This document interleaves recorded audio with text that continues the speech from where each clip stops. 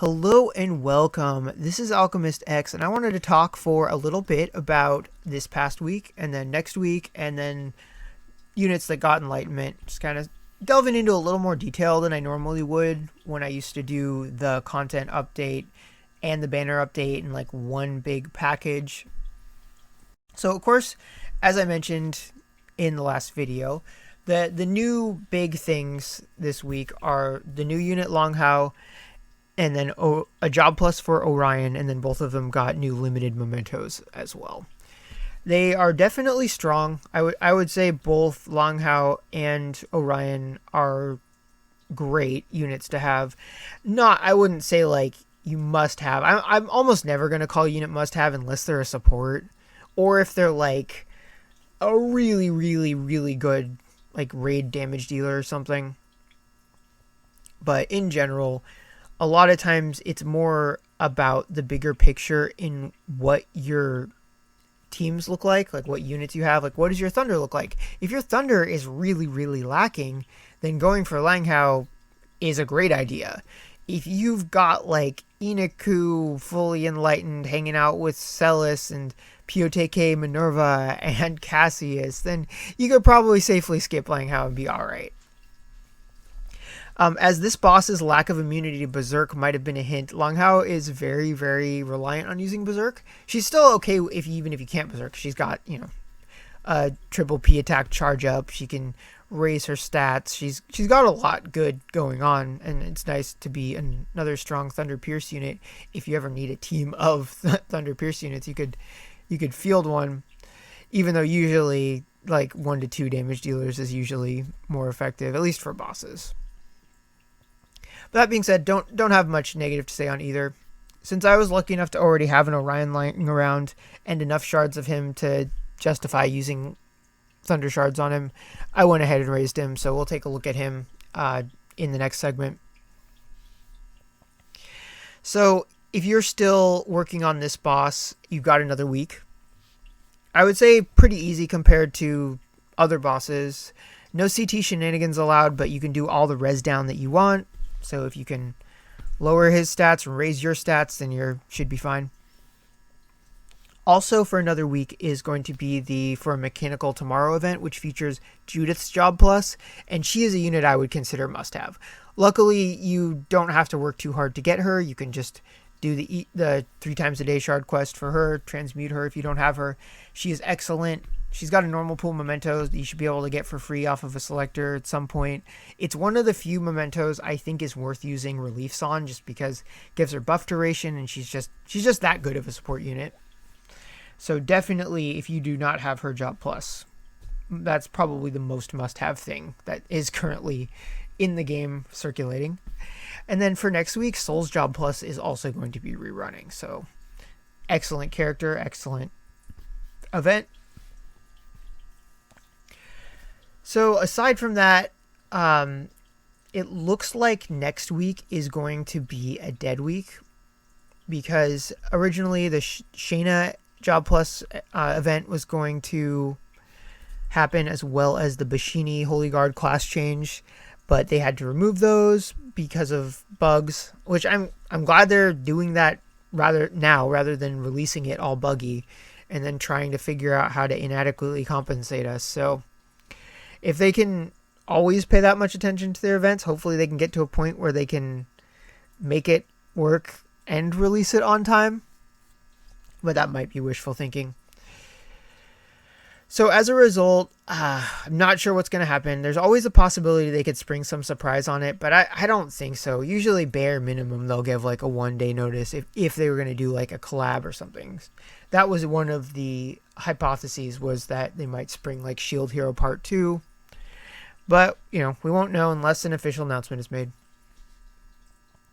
So yeah, that is about all I've got for this little intro segment. So I will like to move on to examining the enlightenment for Orion, for Kuza, and then for Naju. And here we are at my Thunder unit. So as you can see, I'm pretty comfortable as far as Thunder goes. Usually for general use Inaku gets a lot done. If I need mobility, I'll use Dry. And then for different damage types, got Gerald for Pierce, Claris, or Veer for Magic. I use Magnus quite a bit whenever I need to like multi-hit an enemy who only takes 1 damage at a time. Lotia for Untyped, etc. So did I need to raise Orion? Not exactly, but there's a lot of elements to his kit that I really like.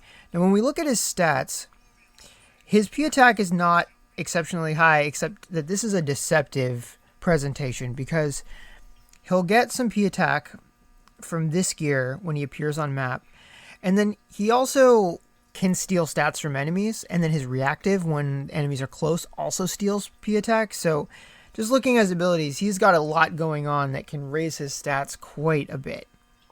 So much like Oct, I really like his reactive because it varies based on the distance an enemy is to him. So when they're really close, he'll absorb P attack, M attack, and if they're farther away, he'll lower their accuracy and raise his hit, which is great because he can be mildly an evasion unit. So you can get away with not running a regen gear on him, potentially, which can be great because he's also got the HP drain move. Not sure why it's magic, but not that worried about it. It still does a ton of damage to water units.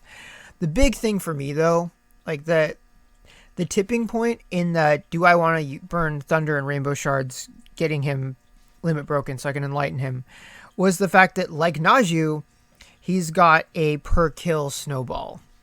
So even if I can't get him to the levels of if I had his limited memento and more gates, because my enlightenment for him is limited, he just gets stronger every time he kills something. So sometimes that's just really nice, just to like take a character with that ability, solo a map, and then you're done. Can be good for autoing too, because then if your unit's the only one going, then less time wasted doing crazy, stupid AI nonsense. So really, I think that if you already have Orion and you have the ability to raise him and enough shards for that to work, then 100% he's worth using. The only hang up is if you don't have him, like, is it worth the trouble to try to get him and get enough shards? Then potentially, I mean, if you really like him, sometimes gems are better spent buying shards for characters to enlighten them than they are to try and acquire new characters. I haven't done that a lot. Soul is one character I did that for way back when. Zheng Yi is another one I did that for, which, you know, kind of silly in the long run, but in the short run, that was how I got his Gate 5. So sometimes time is the biggest factor in these kind of games. Let's move on to Kuza. I don't have a lot to say about Kuza. Let's just have a good laugh at how ridiculously enlightened my Kuza is. I had all 7 gates maxed and still had 70 shards left over. I don't know how this happened, to be honest. They've given me his memento. I just got to the point where I was like, you know what? I'll see what he's made of. He is relatively tanky. I do like that he scales off of M attack, but he's got mixed scaling, so Letitia can only get him so far. As a damage unit, like, I really think he's meh, but as a utility unit, potentially great. I enjoy that he's got some good AoEs. He's pretty good at light. His shield is alright, but he's got the Necromancer job. So if you're fighting a light boss, you could throw him in and it can really cripple them, and then he can do some supplemental damage on the side. Or just, you could put the cursed death sentence on him and then have him replaced with another DPS or something. But either way, not a unit I would go out of your way to get unless you're a really, really big fan of him, or you're like me and the game just threw enough to fully enlighten him. Now let's move on to Naju. Naju, I think, is one of the best wind units for sure. Maybe best units, period. I absolutely love his kit. He's a limited unit, but he's got a normal pool memento, which I really like that degree of scarcity. I transmuted him and just got a bunch of shards when he first came out, so that kind of mitigated the cost of that. And then he's got the EX1 a day quest as well. Like Orion, he's got a per kill snowball, except I believe his comes from his VCR. He's just got a really excellent counter. He drains health preemptively. He can charge up. He can boost both his P attack and his slash mod.